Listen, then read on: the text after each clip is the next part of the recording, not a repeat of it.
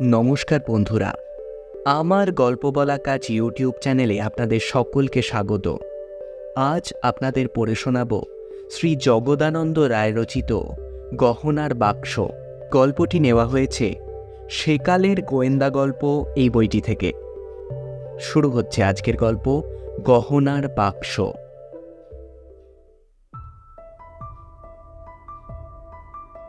আমি ডিটেকটিভ অফিসে প্রবেশ করবার ঠিক 6 মাস পরে একদিন বড়বাবু এর সেই নির্জন কক্ষে আমাকে ডেকে বর্ধমানের এক ভয়ঙ্কর খুনের ঘটনা সম্পর্কে আমাকে কিছু তথ্য দিলেন এবং এই হত্যা সম্পর্কিত সমস্ত কাগজপত্র আমার হাতে তুলে দিয়ে তক্ষুনি বর্ধমান যেতে বলে সেখানে গুপ্ত হত্যাকারীর অনুসন্ধান করবার জন্য আমাকে আদেশ করলেন। প্রায় সপ্তাহ তিনেক মতো বর্ধমানে থাকলাম। হত্যার স্থান সংলগ্ন অঞ্চলে থাকা কিছু অধিবাসীদের সাথে এই প্রসঙ্গে আলোচনা করা হলো। তবে হত্যাকারীর বিশেষ কোনো সন্ধান পেলাম না। তবে স্থানীয় পুলিশ ভূষণ দাস নামক এক জনৈক হোটেলওয়ালাকে এই হত্যার ব্যাপারের সাথে জড়িত বলে যে সন্দেহ করেছিলেন তা আমার কাছে এবং স্থানীয় অধিবাসীদের কাছে বেশ যুক্তিসঙ্গত বলেই বোধ হয়েছিল।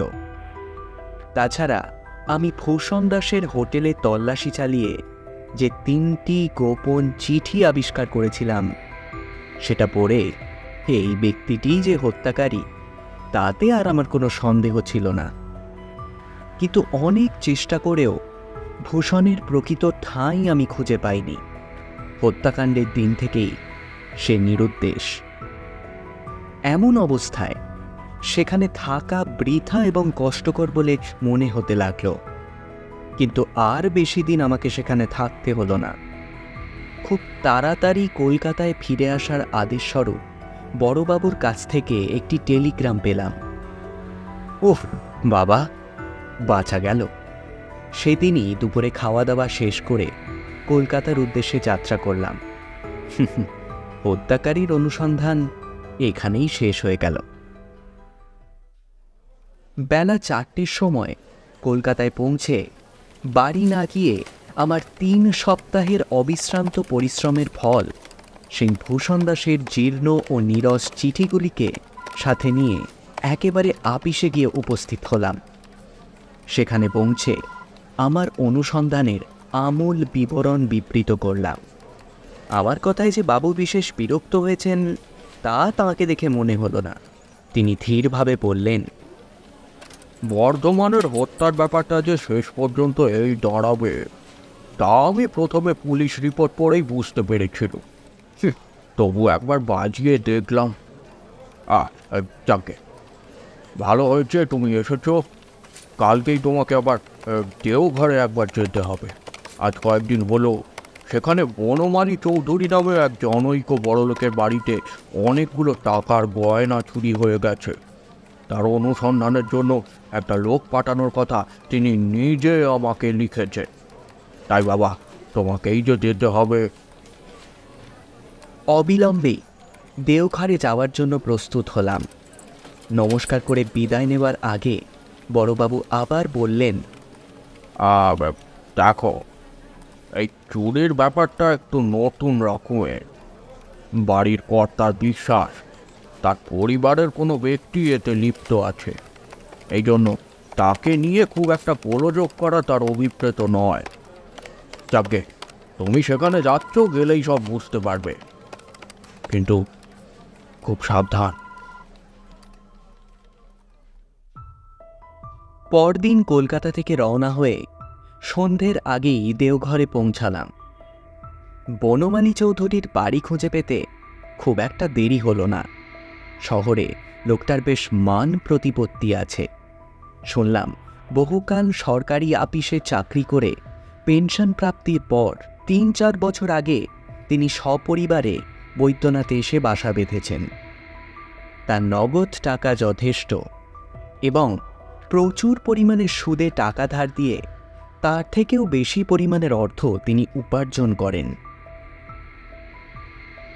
সন্ধ্যের পর বনমালী চৌধুরীর বাড়িতে গিয়ে উপস্থিত হলাম, কিন্তু তখনই তার সাথে দেখা হলো না। কর্তা তখনও আহ্নিকের ঘরে। শুনলাম বাইরের ঘরে আসতে তার এখনো আধ ঘন্টা সময় লাগবে। দেখলাম বাড়ির লোকজনের সংখ্যা খুব বেশি নয়। একজন খানসামা, একজন বেয়ারা, একজন মুহুরী আর একজন পাচক ব্রাহ্মণ। মুহুরীর নাম শ্রী শ্যামলাল রায়। লোকটা বেশ মিষ্টিভাষী। আমাকে প্রথমে দেখেই অর্থকষ্টে তাড়িত ঋণগ্রস্ত ব্যক্তি হিসাবেই মনে হয় ঠাউরেছিলেন, এবং খুব তাড়াতাড়ি আমার সমস্ত ভূসম্পত্তি বন্ধক রেখে আমি কর্তার মহামহিম পদবীর প্রসার বৃদ্ধি করব, আর সেই সঙ্গে তারও যৎকিঞ্চিৎ দক্ষিণার ব্যবস্থা করব। মনে হয় তিনি এমনটাই ভেবেছিলেন। আমি আত্মগোপনের এই সুযোগটি আর ছাড়তে পারলাম না। তাকে জানালাম আমি মোট 200 টাকা ঋণ নেওয়ার জন্য কর্তার সাহায্য প্রার্থনা করতে এসেছি। লোকটা আমার কথায় বেশ বিশ্বাস করে ফেলল, এবং আমার কার্য যাতে সিদ্ধি হয় সেই জন্য তিনি যে বিশেষ চেষ্টা করবেন এই কথাও বলতে ছাড়লেন না। কিছুক্ষণ পর কর্তা বাইরে আসলেন। আমি একা তার নির্জন কক্ষে গিয়ে বড়বাবু প্রদত্ত আমার নিয়োগপত্রটা তাকে দেখালাম। তিনি চিঠিখানা আগ্রহের সাথে পাঠ করে ধীরে ধীরে চশমাটা খুলে বললেন, সাহেব, তবে আপনাকে চুরির অনুসন্ধান করতে পাঠিয়েছেন। বেশ, ভালো ভালো। অনুসন্ধান শুরু করার আগে আপনাকে একটা কথা বলে রাখা জরুরি বলে মনে করি। আজ 4 দিন হলো আমার প্রায় 5,000 টাকার গয়না চুরি গেছে, কিন্তু এ পর্যন্ত এ কথা আমার গিন্নি ছাড়া আমি আর কারো কাছে প্রকাশ করিনি। কেবল গোপনে পুলিশকে একটা খবর দিয়ে রেখেছি। আপনি আমার এই ব্যবহারের কথায় হয়তো কিছুটা অবাক হয়েছেন, কিন্তু সবটা শুনলে আপনিও এর কারণটা বুঝতে পারবেন। আমার বিশ্বাস গয়নাগুলো আমার হতভাগা ভাইপো রজনী চুরি করেছে। আমার স্ত্রীও একই কথা মনে করেন। হতভাগাকে তার বাপের মৃত্যুর পর আমি ছেলের মতো করে মানুষ করেছি, লেখাপড়া শিখিয়েছি। তাও আমি এখানে তাকে বাধা দিয়ে বললাম, চৌধুরী মশাই, আপনার ভাইপোর কথা পরে শুনলেও চলবে। এখন চুরিটা কিভাবে হয়েছে সেটা আগে জানা দরকার। কর্তা তখনই বলতে লাগলেন, তাই ভালো। সেই চুরির দিন কতগুলো গয়না বন্ধক রেখে কয়লা খাতের এক ঠিকাদার আমার কাছ থেকে ওই 1,003 টাকার মতো ধার নিয়ে গিয়েছিল। গয়নাগুলো আমার ওই বৈঠকখানার ঘরে একটা হাত বাক্সের মধ্যে রেখেছিলাম। একটু তাড়াহুড়ো ছিল বলে লোহার বড় সিন্দুকটাতে তুলে রাখতে পারিনি। এই ঘরে রাতে কেউই থাকে না, কিন্তু পরে শুনলাম ওই হতভাগা সেদিন রাতে এই ঘরেই শুয়েছিল। রাতে নাকি ভোরবেলা কখন যে সে উঠে গেছে তা কেউ জানে না। আমি যথাসময়ে সকালে উঠে বাক্স আর দেখতে পাইনি, তাই একটা ঘরোয়া গোলযোগ থেকে বাঁচবার জন্য বাক্সটা আমি আমার বাড়ির মধ্যে রেখেছি বলেই সবাইকে বললাম। এখন যাতে বিনা গোলযোগে অন্যের গয়নাগুলোকে সুরক্ষিত ফিরিয়ে আনা যায়, তারই একটা ব্যবস্থা করুন তো। বহু কষ্টে চুরির এই সামান্য ইতিহাস সংগ্রহ করে আপাত পরিতৃপ্ত থাকতে হলো, কারণ কর্তার সাথে আর যা কথা হলো তাতে ভাইপো রজনীনাথের উদ্দেশ্যে অজস্র গালিবর্ষণ এবং নিজের নির্বুদ্ধিতার জন্য অদৃষ্টের প্রতি ধিক্কার ছাড়া আমার ডিটেকটিভ বুদ্ধি প্রয়োগের উপযোগী আর কিছুই পাওয়া গেল না। তা যাকে, কর্তার বিশেষ অনুরোধে কাজ শেষ হওয়া পর্যন্ত তারই বাড়িতে থাকবার ব্যবস্থা হলো। আত্মগোপনের জন্য আমি যে ঋণগ্রস্ত ব্রাহ্মণ সন্তান বলে নিজের পরিচয় চাকরদের কাছে দিয়েছিলাম সে কথাটা কর্তাকে বলে দিলাম। পরের দিন ভোরবেলা স্নান আহ্নিক সম্পন্ন করে কর্তা যথারীতি মহাদেব দর্শন করতে বাড়ি থেকে বেরোলেন এবং আমাকেও তার সাথে যেতে অনুরোধ করলেন। কিন্তু সে সময় আমার মন বড় উদ্বিগ্ন হয়ে পড়েছিল। তাছাড়া বড়বাবুর কথা অনুযায়ী তার একটা চিঠি আসারও সম্ভাবনা ছিল। এই সমস্ত কারণে কোনো প্রকারে কর্তার প্রস্তাব প্রত্যাখ্যান করে আমি বাড়িতেই থেকে গেলাম। সেদিন কর্তা মন্দিরে যাওয়ার কিছুক্ষণ পরেই মুহুরীমশাইও একটা কাজে বাইরে গেলেন। আমি একলা বৈঠকখানায় বসে আছি, এমন সময় ডাকপিয়ন এসে কতগুলি চিঠি আমার হাতে দিয়ে গেল। বড়বাবুর তরফ থেকে একটা চিঠি পাওয়ার কথা ছিল। আমি তাড়াতাড়ি সেই চিঠিখানা খুঁজতে লাগলাম, কিন্তু আমার নামে কোনো চিঠি পেলাম না। তখন আমি একে একে সেই চিঠিগুলির শিরোনাম পাঠ করতে লাগলাম।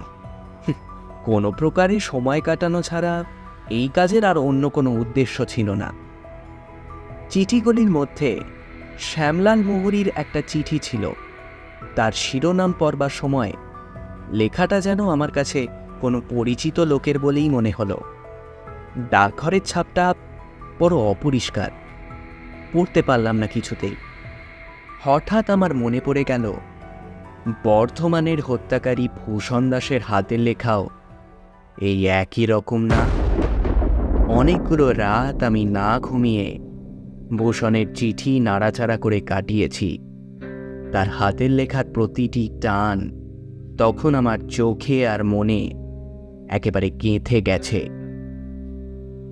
মুহুরীমশাইয়ের চিঠিটা যে ভূষণ দাসী লিখেছে তাতে আর আমার কোনো সন্দেহ রইল না। চিঠিগুলো অপ্রয়োজনীয় মনে করে বড়বাবুকে আর দিইনি, সেগুলো আমার একটা জামার পকেটেই ছিল। তাড়াতাড়ি বাক্স থেকে চিঠিগুলো বের করে তার অক্ষরের সাথে মুহুরীমশাইয়ের চিঠির শিরোনামের অক্ষর মেলাতে লাগলাম এবং দেখলাম অবিকল এক হাতের লেখা। অন্য চিঠিগুলো টেবিলের ওপর রেখে একটা নির্জন স্থানে গিয়ে সেই চিঠিটা খুব সাবধানে পড়তে লাগলাম। চিঠিটা যশোর থেকে পাঠানো হয়েছিল। তাতে লেখা ছিল, কল্যাণ বরেশু, আমি কিছুদিন হতে তোমার পত্র না পাইয়া উদ্বিগ্ন হইয়াছি। পুজোর জিনিসপত্র সঙ্গে লইয়া আসিবে এবং ছুটিতে আসিবার সময় কলকাতায় গিয়া শ্রীমতী মৃণালিনীর জন্য সেই বউবাজারের এইচ বসুর 1 শিশি কুইন্তলিন আর 1 শিশি দেলখোস অবশ্য করিয়া আনিবে। শীতকালে সাহেব বিবির নাচ দেখিতে সে কলিকাতায় যাইবে বলিতেছে। সদর রাস্তায় এইচ বসুর খুব বড় দোকান। গোবর্ধন ভালো আছে, ঠাকুরের জ্বর হইয়াছে। কলিকাতার কাঠগোলায় তোমার কাকার সহিত একবার দেখা করিও। আমি ভালো আছি। আশীর্বাদক শ্রী কালীকান্ত রায়। পুনশ্চ মিনি শীঘ্র বেশ লিখিতে শিখিয়াছে, সে কিছুতেই ছাড়িল না। তাহার হিজিবিজি হাতের লেখা পত্রের সঙ্গে পাঠাইলাম। তুমি আসিলে ভালো লেখা দেখাইবে। কুন্তলিন ও দেলখোস না আনিলে বড় গোলযোগ বাঁধাইয়া তুলিবে। তারপর চিঠির সাথে মোড়ক করা একখণ্ড পৃথক কাগজে মোটা মোটা অক্ষরে লেখা খ চ খ ক ক গ খ জ খ ক ঙ খ গ ঙ জ। চিঠিটা পাঠ করে প্রায় সকল আশাই নির্মূল হতে চলল। কিন্তু ভূষণ দাসের হাতের লেখার সাথে চিঠিখানার প্রত্যেকটা অক্ষরের এত মিল মন থেকে সহজে দূর হতে চাইল না। বিশেষত বালিকা কন্যা মিনির হিজিবিজি আঁকাবাঁকা অক্ষরগুলোতেও যেন দু একটা পাকা হাতের টান দেখতে পেলাম। সে যাই হোক, চিঠিখানা আর সেই ছোট্ট কাগজের পুড়িয়াটা আমার কাছেই রাখলাম। মুহুরীমশাইয়ের প্রতিও একটু তীক্ষ্ণ দৃষ্টি রাখলাম, কিন্তু তার ব্যবহারে সন্দেহজনক কিছু পেলাম না। খাওয়া দাওয়ার পর একটু বিশ্রাম করে আবার চিঠিটা নিয়ে নাড়াচাড়া করতে লাগলাম। হঠাৎ মনে হলো টুকরো কাগজে যে কয়েকটি অক্ষর লেখা আছে, হয়তো তারই সাহায্যে চিঠিটা পড়তে হবে। আশ্চর্যের বিষয়, আমারই অনুমান ঠিক হলো এবং এই কয়েকটি কথা তখন চিঠির মধ্যে স্পষ্ট পড়তে পারলাম।